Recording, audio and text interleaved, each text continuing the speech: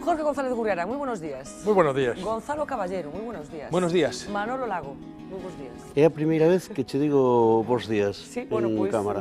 haberá que empezar a facelo así, Sí. por las mañas tamén. Bons días. Julio Sequeiros, muy buenos días. Hola Fernanda, buenos días. Bueno, nos hemos reunido aquí delante de esta vista maravillosa de la ciudad de A Coruña para hablar de las cosas que nos han pasado en estos 6 años, desde un poco más atrás incluso. Quería partir de una declaración famosa de la que hemos hablado mucho en el programa, que pronunciaba Nicolás Sarkozy en el año 2008, aquella frase de vamos a refundar el capitalismo, cuando todo este lío de la gran recesión llegaba a nuestras vidas. Jorge, ¿se ha refundado el capitalismo, como proponía Nicolás Sarkozy?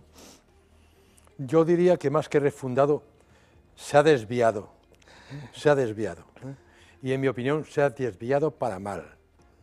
Y si cogemos sobre todo el capitalismo financiero, creo que el momento presente, además, en comparación con lo que se pretendía o se decía, es consecuencia de aquella derivación hacia un sistema financiero de gestión, más que el sistema clásico bancario de depósitos y de préstamos, ¿no? Y esto ha sido de unas consecuencias a nivel mundial para mí lamentables. Y desde luego, si nos paramos a pensar ahora en la evolución de todos los índices bursátiles, detrás de ese problema está fundamentalmente, puede haber algo de materias primas, tema energético y tal, pero está un sistema financiero que puso durante todo este tiempo a la sociedad contra las cuerdas y que la sigue poniendo contra las cuerdas, pagándole mucho dinero al sistema financiero. O sea, que seguimos hablando de lo mismo que finalmente provocó este tsunami, Manolo Lago. Refundouse o capitalismo ou desviouse para mal, como apuntaba Jorge? Eu estou totalmente de acordo con Jorge. Cando Sarkozy fai esa declaración, o mundo inteiro estaba temblando, porque se viñan abaixo piares fundamentais da estructura económica mundial. Que non caeron eses piares, finalmente? O Estado non deixou que caeran. Quer dizer, que a gran... A sociedade. A sociedade articulada a través do Estado, non? Digamos, o gran paradoxo da situación é que unha situación de enorme inestabilidade económica que viña da hiperfinanciarización da economía. Digo, un sector da industria financiera se separou da economía real, creou produtos, tivo prácticas irregulares, xenerou un problema enorme de credibilidade e de sostenibilidade do sistema, non? Eso se derruba e a sociedade, o público, o Estado, acude en salvación a apuntalar o que se viña abaixo, non? Porque estamos falando de que nese momento estaban en perigo de desaparición as institucións financieras máis importantes del mundo, as fábricas de automóviles de Estados Unidos, bueno, en España, e aí é lóxico que ante o medo Sarkozy, que dereita política, dixera aquí hai algo que facer, porque isto é enormemente inestable. Para eso se constituiu ou tuvo moita forza o que se chamou o G20, no? O grupo dos 20 países máis importantes do mundo, no cual España conseguiu colarse, no? Naquel momento. Que empezou ben, o sea, o G20 en algunhas das súas reunións, a de Pittsburgh, nomeadamente, parecía que quería que hubiese outra vez orden mundial, no? E control sobre as finanzas, pero ao final prevaleceu o poder financiero e non se fixo absolutamente nada. O mesmo lixo, a mesma basura financiera que atoraba as tuberías da economía mundial sigue presente aí, non? Existen riscos evidentes, agora mesmo que está sucedendo co Deutsche Bank alemán, é un exemplo deso. De que ninguén... Sí, pero o Deutsche como gran exemplo porque o gran banco do gran país que é a ortodoxia. Pois ese banco nos mercados financeiros se considera que é un banco zombi. Ese banco está colocando algo parecido ás participacións preferentes nestes momentos, os famosos cocos. Son os bonos contingentes convertibles, pero bueno, xa son que multiplican por varios o PIB alemán. A ver, Gonzalo, ¿es más salvaje el capitalismo de hoy que el de hace 8 años? No, yo no creo que sea más salvaje. A ver, las grandes crisis normalmente han ido seguidas de fases distintas en las cuales las ideas, las creencias y las políticas que dirigen el mundo han cambiado. pues después de la Gran Depresión de los años 30, el escenario económico mundial pues abrió una etapa en la cual la intervención del Estado, cierta doctrina keynesiana, el Plan Marshall, la Unión Europea, es decir, ha habido una intervención del Estado sí, pero fue la importante. reacción contraria, ¿no? Correcto. En los años 70, con la gran crisis del petróleo, el escenario que abre es un escenario de mucha más credibilidad en los mercados, de unas políticas más neoliberales, probablemente ejemplificadas en los 80 con la Reaganomics, con las políticas de Reagan o de Thatcher, y en la última etapa, pues se llega a una etapa, después de esa crisis del petróleo, los 25 años siguientes, abre una etapa de expansión económica muy importante, en la cual parece que la historia económica y la historia de la humanidad entraba en una nueva fase, en un nuevo ciclo, en la cual nos olvidábamos de la existencia de crisis, de tensiones, llegábamos a una etapa de buen funcionamiento de los mercados, de expansión y de condescendencia con todo tipo de comportamientos. Y eso es lo que la crisis del 2007-2008 rompe. Y eso produce una crisis en la cual se acaba generando una nueva tensión entre mercados financieros y economía real, y que acaba cuestionando el paradigma económico y político-económico dominante. En ese momento es cuando se producen las distintas reuniones del G20, en Washington, en Londres, después en Pittsburgh, y de ese escenario es de donde intenta plantearse un nuevo marco de mezcla o de combinación entre lo público y lo privado que genere un nuevo escenario. Pero es cierto que frente a ese discurso que se ha planteado todavía no se ha redefinido cuál es el nuevo ciclo de la política económica, la nueva etapa que surge de esta crisis, que todavía se sigue viviendo. Y yo añadiría simplemente dos cuestiones. Está claro que el capitalismo no se ha refundado, es decir, se han perfilado o revisado alguna serie de cuestiones, pero no ha habido una refundación del capitalismo. Lo que sí ha existido es un regreso de la historia, de la política y de los conflictos a la agenda de la política internacional.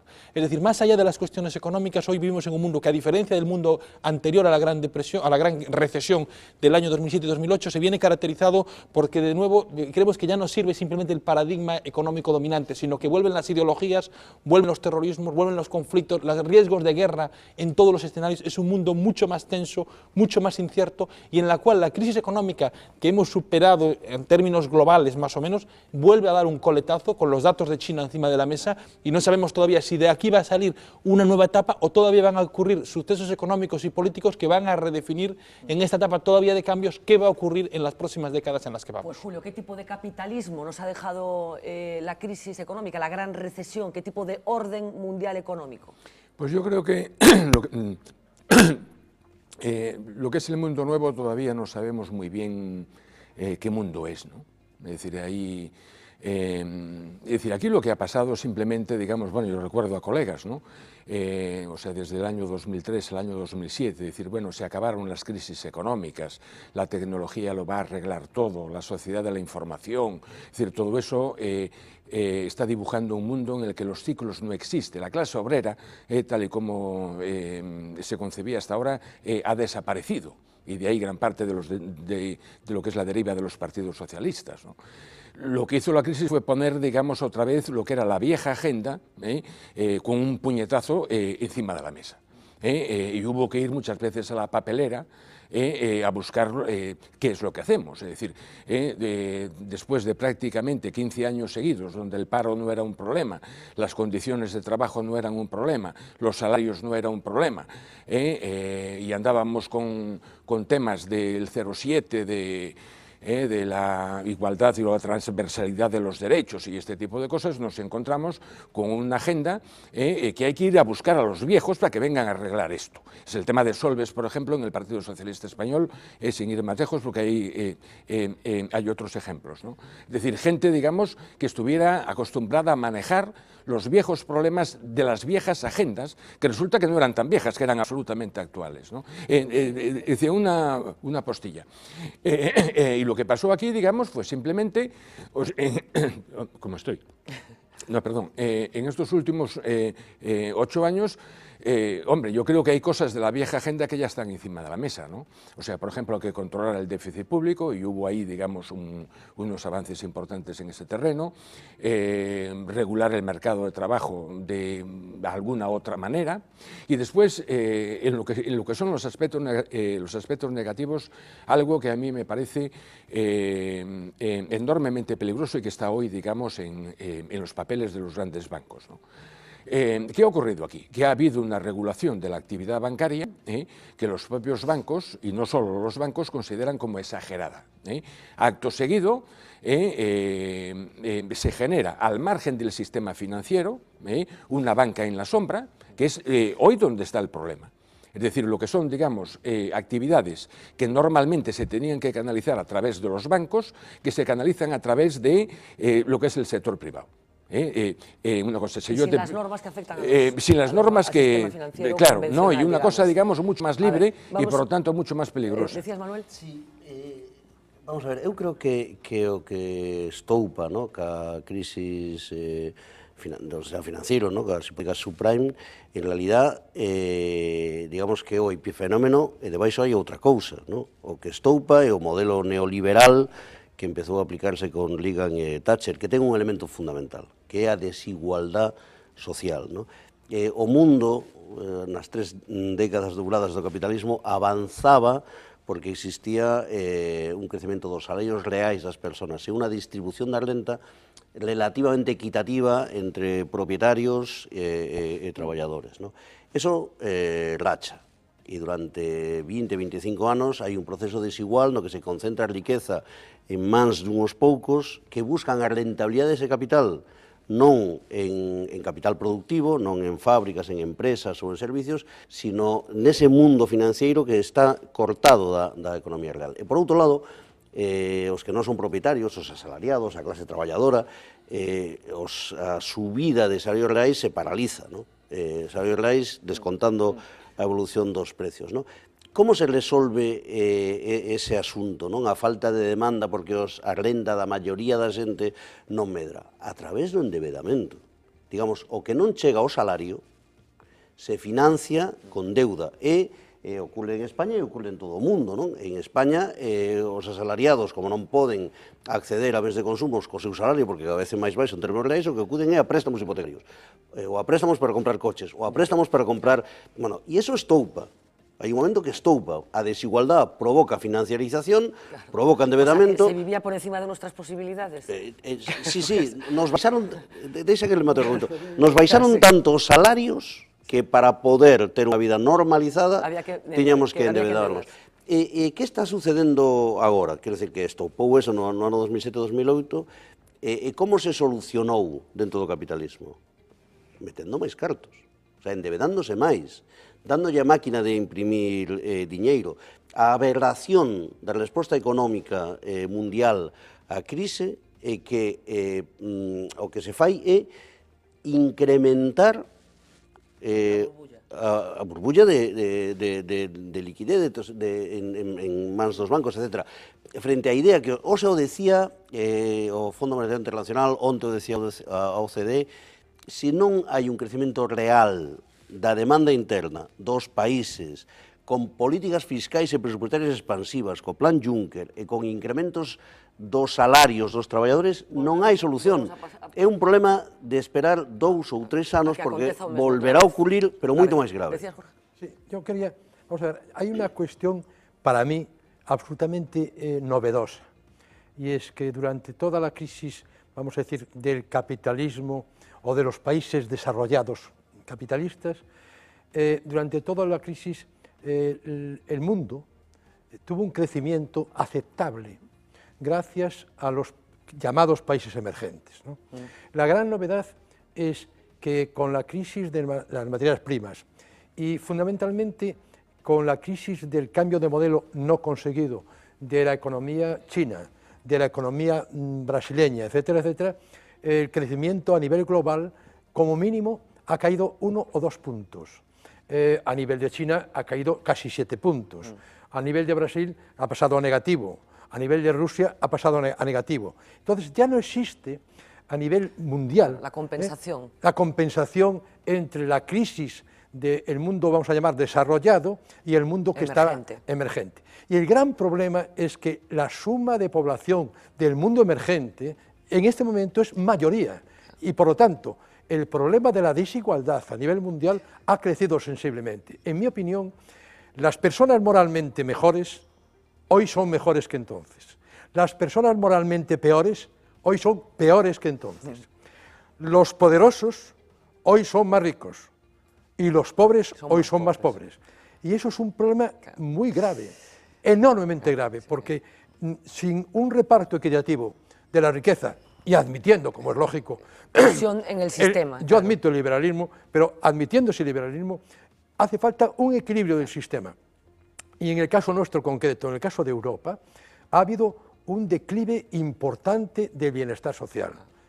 Y en el caso de España, ese declive es enormemente sensible y se ha traducido en algo que indirectamente decía Gonzalo, y ha crecido a nivel social la irritabilidad, la indignación. Y eso ha provocado consecuencias políticas, un rebote, y es lo que llaman nuevos políticos que también están decepcionando con una actitud prepotente, populista, que por supuesto descoloca, porque yo tenía una esperanza puesta ahí. Y entonces te encuentras que en este momento, y termino, Fernanda, hay algo que se nota a nivel empresarial, a nivel social, a nivel político, por supuesto, es la falta de líderes. No hay líderes, es el triunfo de la mediocridad.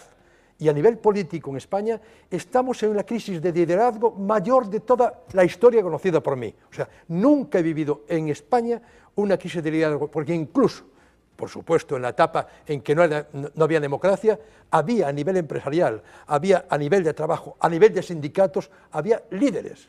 Ahora no.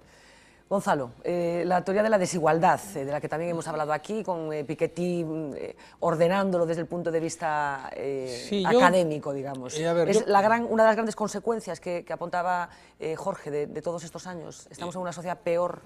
Yo creo que la crisis económica es la que ha mostrado los problemas de desigualdad. Es decir, aunque existiesen esos problemas de salarios que Manuel apunta con acierto en periodos previos, es cierto que hasta que llega la crisis económica, la etapa de bonanza y de expansión lo permite casi todo, a todos los niveles, a nivel global, a nivel europeo, a nivel nacional. Es decir, no es que no supiéramos que había muchos problemas, no es que no supiéramos que la Unión Europea se había diseñado con debilidades entre la política fiscal y la monetaria, no es que no supiésemos que en España pues, había problemas y que desde aquel momento pues, criticábamos a los mileuristas, o criticábamos a la situación de los mileuristas. Esto ha cambiado todo con la crisis económica. Y enlazando con la situación de España, a ver, es cierto que en estos años España está en una situación de cambio crítico. Quiere decir que desde la transición hasta la actualidad, el equilibrio institucional en el cual se asentó la política, la economía y la sociedad española surgió de las mismas bases. Es decir, la historia reciente de la economía española y de la sociedad española viene marcado por el equilibrio institucional que surge de la guerra civil, con cambios en el interior de la etapa del franquismo, y con una política económica más inclusiva a partir de los años 60, y la siguiente coyuntura crítica es el cambio de equilibrio que supone la transición política en España. Desde ese momento hasta la actualidad, hasta los años 2007-2008, el equilibrio institucional de la sociedad española no es cuestionado mayormente. No quiere decir que no haya voces de algunos intelectuales o fuerzas políticas minoritarias, pero la sociedad se asentó sobre un conjunto de reglas formales y de normas informales de funcionamiento que no eran cuestionadas y que implicaba cambios en los niveles educativos, de ideología, pero que en el fondo todos los cambios que generaba acababan reforzando el equilibrio de partida. La nueva situación viene dada por la crisis económica. Yo lo estoy contando mucho y incido mucho en ello. No es el problema de que el 15M o el no nos representan. La debilidad del sistema político español, que ha implicado la emergencia de nuevas fuerzas políticas, no viene dada por el hecho de que el sistema político o institucional español sea peor hoy que hace 10 años en la sociedad española, porque las grandes reglas son las mismas. Lo que falla es el modelo económico y la crisis económica, que acaba conllevando un menor nivel de inclusividad en el modelo económico, con millones de ciudadanos en el paro, con recortes en las políticas públicas, y que ese malestar social se acaba plasmando en una situación en la cual los ciudadanos, cuando ven que la economía va mal y que no están incorporados, acaban culpando a la política. Y por lo tanto surgen movimientos de descontento social, el 15M, la plataforma antidesahucios, los movimientos del sindicato de los trabajadores, los movimientos contra el sistema bancario, surgen más huelgas generales que las que existían desde la transición política en España. Surgen de repente nuevas fuerzas políticas, nuevos resultados electorales, y se quiere generar un nuevo equilibrio institucional. El problema en el que estamos viendo es que estamos en esa fase en la cual hay una crítica y un descontento con lo viejo, pero en la cual tampoco está garantizado que tengamos las bases suficientes para crear algo mejor en lo nuevo. Hablaba Jorge, o sea, vamos a seguir un poco por esta línea, pero bueno, bien, después. Una cosa, yo me preguntaría, Gonzalo. Sí, todos esos cambios han venido para quedarse o no. Yo tengo la sospecha de que el mapa político, por ejemplo, dentro de 10 años, va a ser mucho más parecido al que teníamos 10 años atrás que al que tenemos hoy. Es decir, o sea, yo veo todo esto, digamos, todo el asunto Podemos y en cierta medida también el asunto de Ciudadanos, siempre y cuando los otros hagan los deberes, concretamente el PSOE y el PP, como algo bastante circunstancial.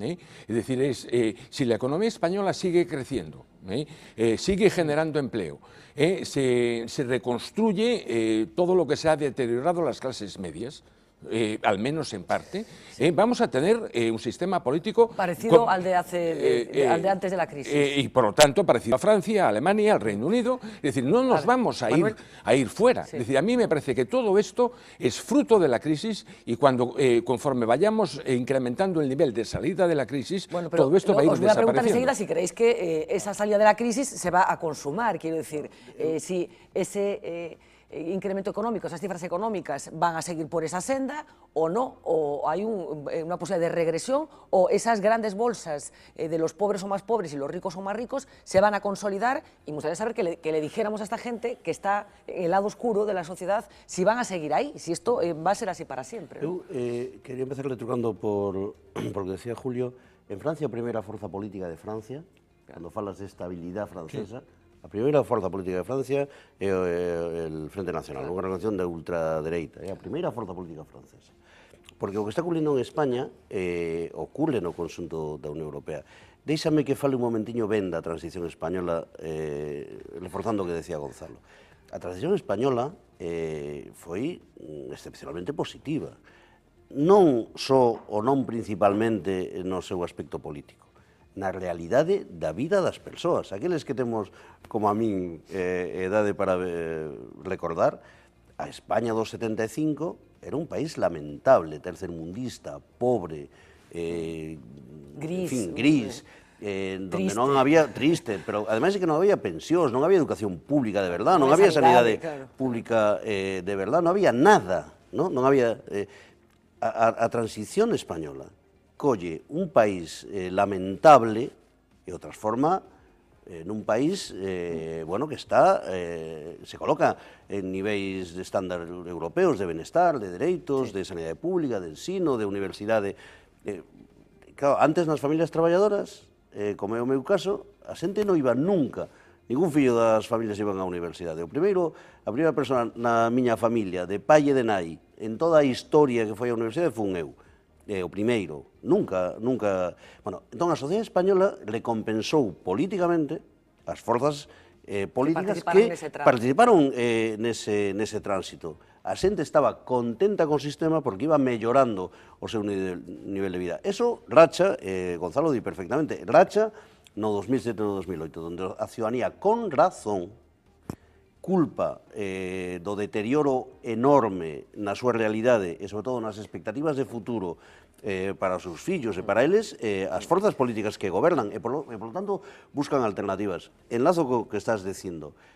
Pode reconducirse a expresión política da ciudadanía? Sí, se reconduce a situación económica. Mentras exista precariedade laboral, mentras existan desahucios, mentras a expectativa da xente é esa cobrar, no mellor dos casos, 700 euros nun traballo de 6 meses con un contrato temporal, vai a seguir habendo indignación que se ten que expresar, espero eu, a través de forzas políticas tan estupendas como é Podemos, as Mareas e non os fachas. Chegou para quedarse. Precisamente iba sobre eso. Yo quería llamar la atención una cosa, porque soy el mayor de los presentes, ¿no? Y quizás sea el que más tiempo ha estado en el mundo real de la empresa. No, de la empresa. Yo he trabajado toda la vida en empresa. Ellos están en el mundo... Quiero decir lo siguiente, que distingo muchísimo, estoy viviendo intensamente la diferencia entre la economía real y la economía de papel, o la economía virtual. Yo fui educado en el mundo empresarial y fui educado en el respeto del trabajo y fui educado en la figura del empresario serio. Y la verdad es que a lo que hemos asistido en esta crisis, fundamentalmente, es a consecuencia de la economía de papel, la economía sin esfuerzo, los rendimientos sin trabajo, la falta de respeto al conocimiento, la falta de respeto a la cultura. Y la especulación, claro. Y, evidentemente. Y entonces, ¿qué ocurre? Una economía no puede seguir creciendo constantemente con bases de papel. Es absolutamente imposible. ¿Y qué está sucediendo en este momento? Precisamente en China quieren cambiar un poco el modelo, de un modelo de exportación de baja calidad a un modelo de demanda interna y tirando a la calidad. Bueno, yo quería decir con esto lo siguiente, que no soy absolutamente negativista cara al futuro. Tampoco digo que la juventud española actual es la más preparada de la historia, porque tampoco es verdad. Lo que ocurre es que los mejores son mejores que nunca y los peores son peores que nunca. Pero quiero insistir en que hay un futuro claro para mí, pero hay que ser muy realistas. La población mundial y el reparto de la riqueza mundial no se cambia de un plumazo, y, por supuesto, el retorno al disparate del comunismo no resuelve absolutamente nada. Los países populistas, las repúblicas bananeras no han resuelto absolutamente nada en el plano de la justicia, y hace falta entonces una clase política mucho más capaz. Mucho más capaz. Para que la clase política sea capaz, tiene que extraerse del liderazgo real, del mundo real. Y lo que ocurre es que los líderes reales no quieren meterse en la política porque está absolutamente desprestigiada. Y la segunda cuestión fundamental es, esa economía real debería de llevarnos forzosamente a luchar de una forma cultural contra la economía sumergida. No puede sobrevivir ningún país con una economía sumergida generalizada.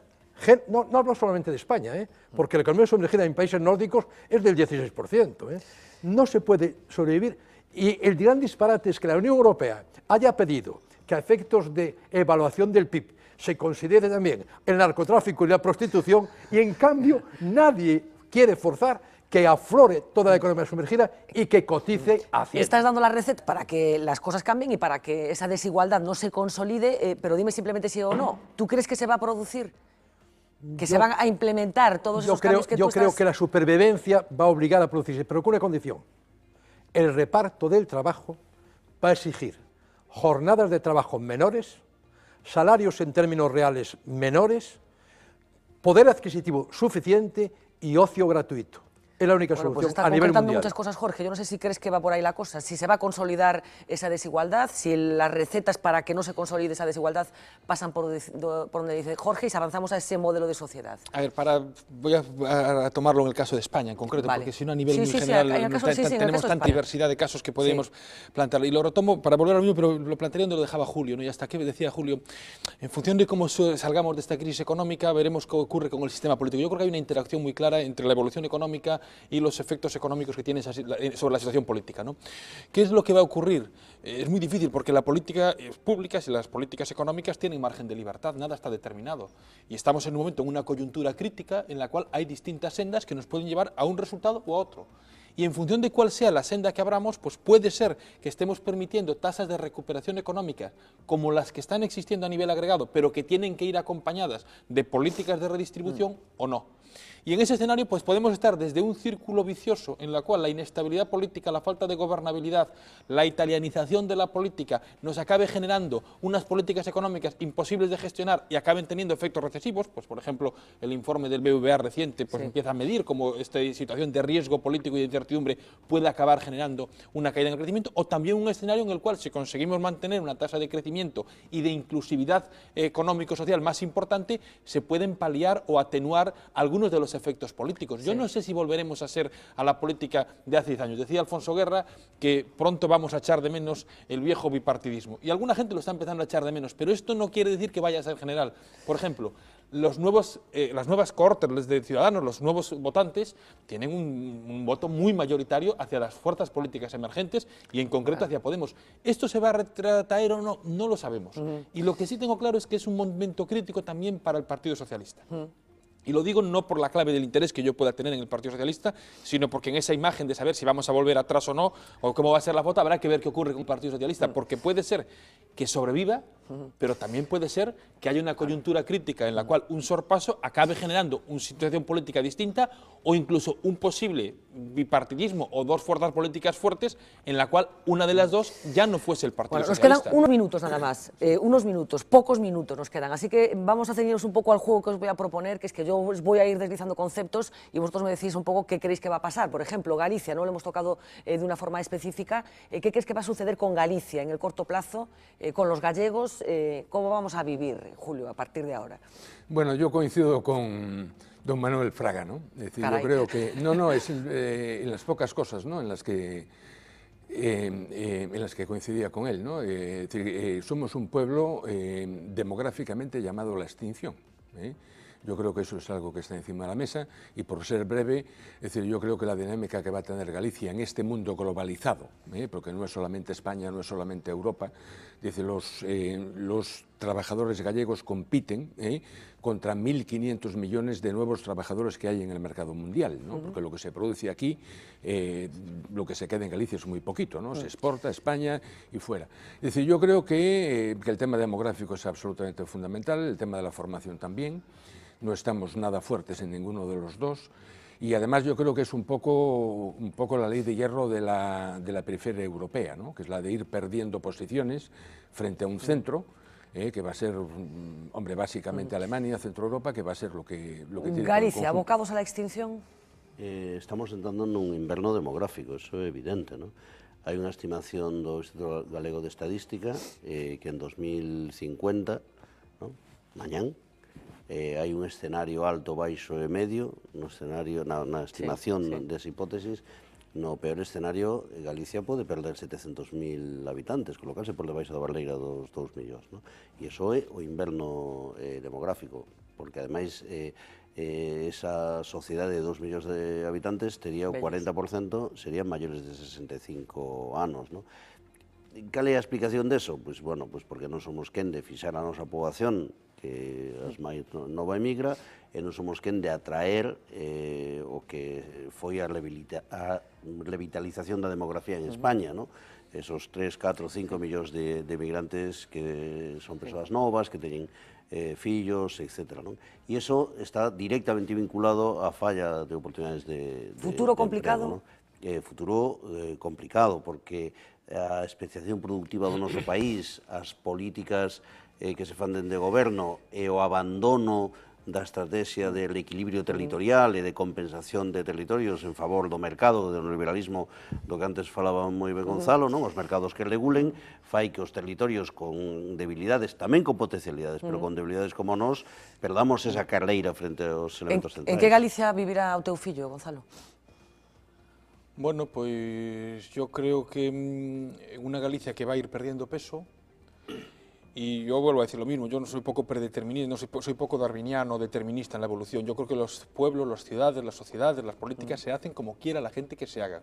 Y por lo tanto espero que pueda vivir en una Galicia más próspera, con oportunidades de estar aquí, de trabajar aquí. Sí, pero ese es tu deseo, pero... Creo que, es decir, a largo plazo hay margen para hacer todo lo que quieras. Si me preguntas qué es lo que está ocurriendo, yo creo que además de esa escasez de peso en lo demográfico, en lo económico, que han planteado muy bien Julio y Manolo, yo añadiría desde luego que Galicia en la agenda política ha estado desaparecida.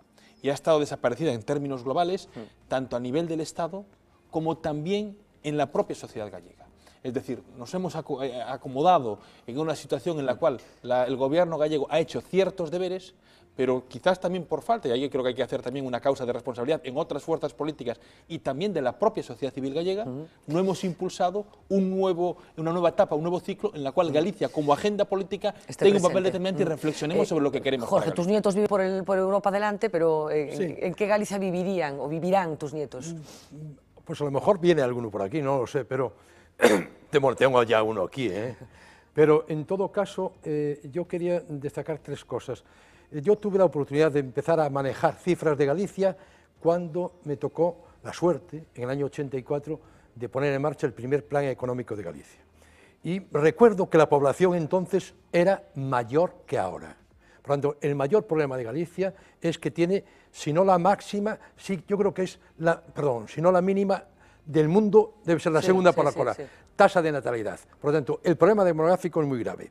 ¿Cómo se resuelve el problema demográfico de Galicia?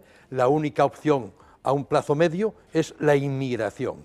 ¿Cómo se consigue que venga población a Galicia? Creando riqueza en Galicia. ¿Cómo se crea riqueza en Galicia? Siendo conscientes los políticos y las personas y la sociedad gallega de que en Galicia tenemos unos potenciales endógenos brutales. ¿Y cómo se transforma el potencial endógeno de Galicia y los recursos endógenos en empleo, en producto, etcétera?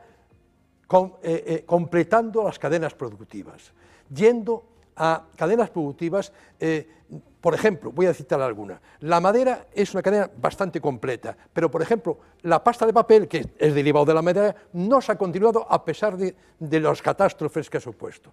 Por ejemplo, la automoción es muy importante en Galicia, pero la automoción estratégicamente no depende de los gallegos, para nada.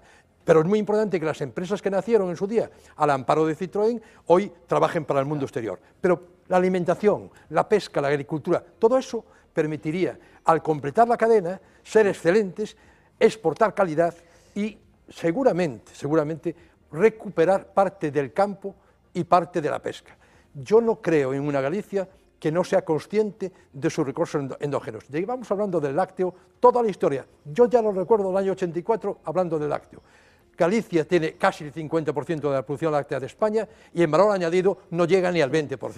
¿Qué pasa? Pues que en Galicia los políticos y las personas, las sociedades, los empresarios, los sindicatos, no hemos sido capaces, no hemos sido capaces de ser conscientes que somos absolutamente, lo hemos demostrado fuera, como emigrantes, capaces de desarrollar cadenas empresariales completas. A ver, os voy a hacer la última, es que de verdad estamos ya fuera de tiempo, así que os voy a pedir una opinión sobre liderazgos, a ver si podemos concretar a quién vemos como líderes pues políticos incluso, si os atrevéis a poner nombres incluso, o cuál tendría que ser el perfil de ese líder que tanto reclama Jorge, en Galicia me refiero, desde el punto de vista político, y un sector que vosotros creáis, siempre se pone como ejemplo lo que pasó con Inditex. Nadie hace 40 años era capaz de pronosticar o pronosticó que iba a aparecer una multinacional como esta en Arteixo. ¿Qué sector creéis que va a ser bueno, pues el estratégico, el fundamental en Galicia, o uno de ellos en el caso de que todos esos deseos acaben cumpliendo? Liderazgo y sector. Julio. Pero así, pim. No, lo que me preguntas es si veo yo algún líder capaz de hacer de Breogán en este país. De Breogán Riobó. Pues de Breogán, es decir, yo no veo ninguno, te lo digo realmente. Es decir, no veo en el campo político, no veo a nadie capaz de encabezar un proyecto de autoafirmación, ¿no? ¿Y por qué sector apostarías? O sea, yo en Galicia hoy lo que apostaría sería por todo lo que tenga que ver con los tratamientos a la gente mayor. Yo creo, no, te lo digo, bajo el punto de vista económico. Es decir, yo creo que todo el tema residencias, farmacia, cuidados sanitarios, entretenimiento, si no puedes con tu enemigo, alíate con él, dirigido, digamos, a lo que sería la geriatría. Manuel, ¿ves algún líder en construcción y un sector? Eu teño a idea de que os líderes novos que teñen que sustituir aos líderes vellos do país ainda non están aquí entre nós, non? Esa é a sensación que teño eu, non? Eu vou concordar con Jorge. Un sector, por favor. Sí, todo o que ten que ver co aproveitamento do sector primario. O forestal, a agricultura, a pesca. Nós aí somos especiais, temos unha enorme riqueza, porque digamos que outros sectores de actividade os poden ter en outros sitios. A nosa especificidade é vivir nun país maravilloso. Un líder? No tengo nombre de líder. Creo que el escenario de aquí a corto plazo va a generar simplemente un liderazgo en el presidente de la Xunta que está, una posibilidad de lo que hay, y lo que pueda existir enfrente no acabo de visualizar lo que pueda ocurrir, e incluso creo que electoralmente, no digo que sea lo mejor que pueda ocurrir para el país, pero creo que la posibilidad de un líder político que llegue a gobernar la Xunta se acaba centrando en la figura de un viejo profesor de la Universidad de Santiago de Compostela, referente del nacionalismo histórico. Esa es una figura que en clave electoral puede a corto funcionar plazo, como con carácter inmediato. Desgraciadamente creo que el Partido Socialista tiene que ver cómo redefinir eso. ¿Un sector? Pues mira, yo, aunque pueda sonar un poco conservador y puedo compartir otros muchos o plantear análisis detallados, pero para darte uno, yo creo que hay que mantener, sobre todo en la zona de Vigo y en el área de Vigo, la importancia que tiene el sector del automóvil. Creo que es una visión hasta cierto punto conservadora, pero los millares de trabajadores que dependen de eso y que, por tanto, de todo el sur de Galicia y del polo industrial de Vigo dependen de ello, pues yo creo que complementaría otras de las empresas y sectores que habéis dado. Jorge, líder que ves que... Mira, atendiendo al concepto de líder, que para mí líder no es aquel cuya autoridad le venga por un nombramiento, sino que es reconocida desde abajo, en este momento no veo ninguno. Pero sí que yo creo que puede, si en algún momento hay liderazgo, que lo hay, digo ninguno a nivel político, que lo hay en cierta medida a nivel empresarial, no muchos, pero algunos a nivel empresarial, e incluso a nivel social, Sí, sí. Ha de proceder del mundo real, del mundo de la gestión. O sea, hay que dignificar la política para que las personas, que las hay, capacitadas y líderes en el mundo empresarial y en el mundo social, se metan en la política o se presten a ayudar a los políticos de verdad. Claro. Eso es lo primero. Un punto y final a los políticos profesionales, digamos, Sí, sí, amamantados sí, en los sí, partidos, sí. ¿no? Hace falta una temporada de tecnocracia, es mi opinión. Y segunda cuestión. Un sector concreto. Sectores, ya dije antes, Sí. la alimentación y todo lo que venga. O sea, si en tuviera la relación. capacidad de ver Galicia por un agujerito dentro de 50 años. Yo creo que la industria clásica de automoción, etcétera, si la estrategia depende de fuera, va a ser muy difícil seguir creciendo. La naval, por ejemplo, si seguimos pensando en un naval enfermo que vive de subvenciones, nada que hacer. O un naval que solamente arma el buque, pero que todo viene de fuera. Aquí hace falta alimentación, bienes de equipo para todas las industrias, y yo creo que se va a desarrollar mucho lo que yo diría sectores etéreos. O sea, todo lo que tiene que ver con la salud, con la restauración, con los servicios servicios a la sociedad. Sí. Todo eso es una potencia enorme para Galicia. Bueno, pues a ver, ya para terminar el último juego, te digo una palabra y tú me dices, pero una palabra, si conseguimos que esto último sea así. Futuro, ¿qué te sugiere el futuro? ¿Qué te viene a la cabeza cuando te digo futuro? Me viene el color gris. Manuel, futuro. Preocupación. Preocupación, Gonzalo. Yo diría ganas de ganarlo. Jorge. Pues la verdad, y tengo que decir dos palabras: tristeza, pero necesidad de esperanza. Bueno, pues nos vamos a tomar un café para celebrar todos estos. A ver si consigo que en lugar de gris empecéis a verlo rosado. O un vermú, efectivamente, no sé qué hora es. Bueno, cerca de las 2. Bueno, pues nada, hemos arreglado el mundo. Nada, estamos aquí en este sitio precioso, aquí, nos habéis traído a un sitio maravilloso. Vamos por aquí. ¿Cómo se llama este? El de Ciudadanos, que empieza a mirarse el... 5, 4, 3, 2, 1, dentro cabecera.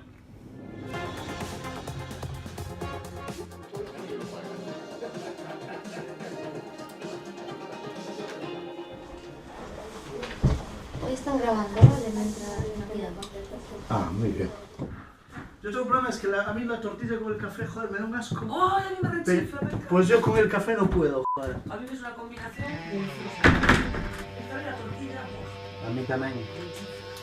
Con cebola ou sin cebola? con cebolla. Ah.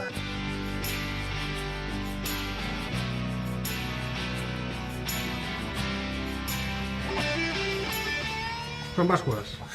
¿Qué tal? Y es aquí de mochilero. ¿Sabes? ¿Dónde vas? Pues iré a ver si tengo donde dormir.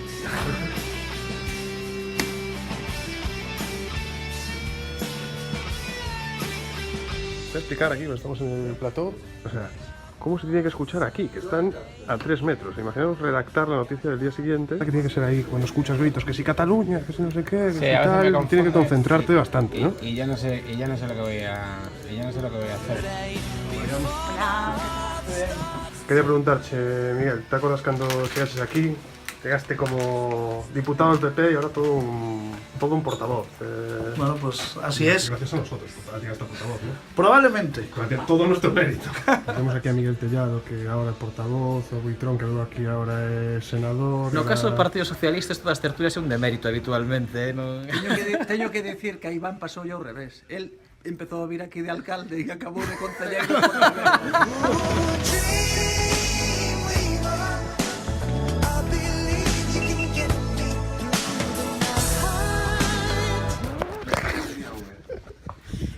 Hasta luego, Manuel. ¡Viva Rusia! ¿Qué pasa? Hoy no pegas nada de caña. ¿Pero cómo que no peguen caña? Nada de caña. Pero sí. Pero estuviste muy suave. No, pero es que había que ver los intermedios, macho. Es que yo donde me crezco son los intermedios. A ver, espera, que me faltabas ti. Estamos grabando aquí para... Sí, pero non sei se estou con isto como tonechos. Fíxeno sin espelho. Entón, el ten un botón ou ten dous. Aí ten un. A ver, como será. Ah, así. Entón este estaba ben. Este estaba ben. Menos mal, non tengo por que repetir a toma. Y observamos como los tertulianos no se cansan de debatir incluso después del programa. Roberto Blanco Valdés analizando la jornada con los compañeros. Lois, pregúntale a Tuco qué tal la cabeza que antes se dio contra la mesa de la luz. ¿En serio? Sí, estou ben. Está ben. Non se me nota ben? Non temos que preocuparnos, non? No, pegueime contra, como se chama? A pesa. A pesa da cámara. Joder, pois a pesa podeche deixar fora de xogo. Eu teño a cabeza dura.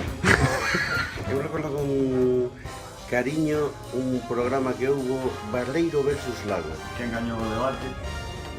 Eu. Non sei se te reconocen pola rúa ahora que sabes máis na televisión. Alguna vez te reconocen? Bueno, a ti xa te reconocían de antes, claro. Reconocen moito. Eu fixen moito ruido. Xa tiñas moitos fans de antes. Ernesto, nunca le dedicaste así una palabra, un cariñito, una palabra bonita a nuestro presidente.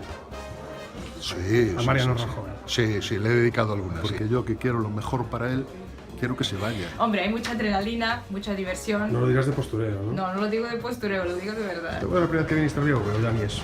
En la primera temporada del Vía V. Para mí fue un día importante, ¿no? Sí, ¿no? Bien, pero siempre muy confortable, un debate muy amable, así que se está muy a gusto. Bueno, eso nos gusta, que nos pagan la pelota, tenemos que chamar máis veces ahora. Y recuerdo un día de un ataque de risa que nos dio Ernesto, a Fernanda y a mí. Os estoy agradecido por la oportunidad que me dais. Muy bien, Julio. Por todas, Jorge? Sí. Al directo. Sí. Nos van a sacar hoy que estoy lesionado. ¿Pero qué te pasó? Decía, ya ves, la vida, para llegar a 1000 programas te ponen zancadillas, pero aún así llegamos. Estoy buscando grandes programas del Vía V. Pero también tuvimos un poquito de música. Para todos somos nada. Sin las palabras, dime qué nos queda.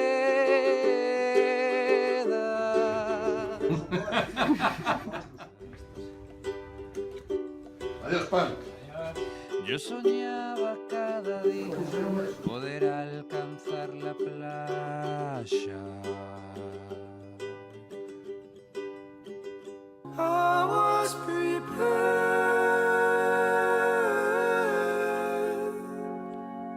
to love you and never expect anything of you.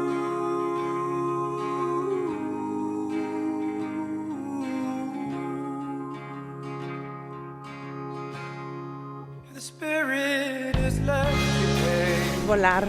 Que Alemania llegue pronto. Que Papito Dios me ayude a traer a mi princesa y me dé una casa en mi país, en Colombia. Que haya paz. Conocer a más gente. Que se acaben las petroguerras. Ser abogado. Ser feliz. Trabajar con niños siempre. Que se acabe la homofobia. Cumplir mis sueños. Un año sabático con mi amor. Que el día sea feliz. Ser madre. Irme a vivir a Estados Unidos. Creer otra vez en el amor. Quiero tener una vida con Susana. Que me compre un caballo.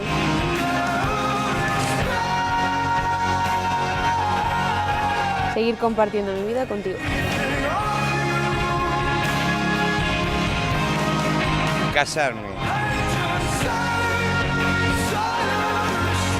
Que el mundo sea más justo para que todos seamos felices.